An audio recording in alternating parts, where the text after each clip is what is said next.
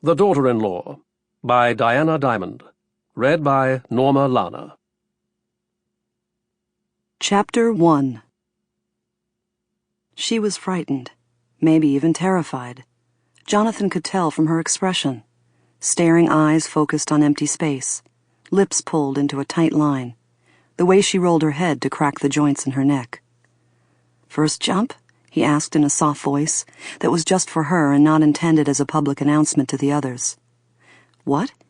It took her a few seconds to realize that he had spoken to her. "Is this your first jump?" "No. Well, yes. First time without my instructor." He nodded. "Is it so obvious?" "Not obvious. It just seems that you're thinking too much, like you're trying to make damn sure you haven't forgotten anything." She flashed a quick, darting smile, one that was pure formality without any trace of joy. "Have I?" "Have you what?" "Have I forgotten something?" Jonathan looked her over carefully.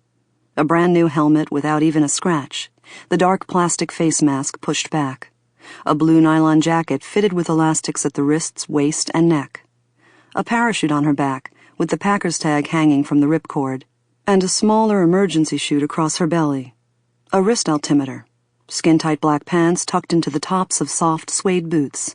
Some outfitter had sold her the high-price package. "You have your AAD set?"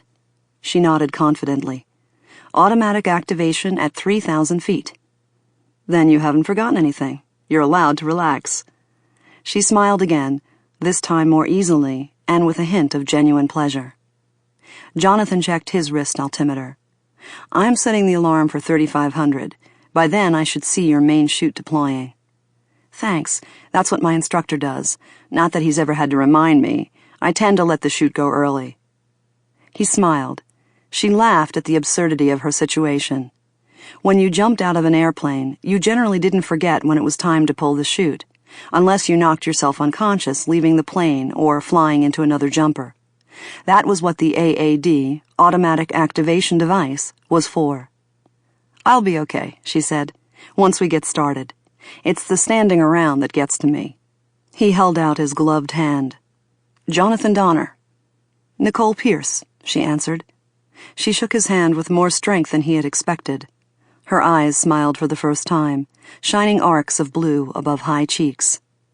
"I don't know why in hell I do this. I spent the last half hour in the ladies' room upchucking my morning coffee."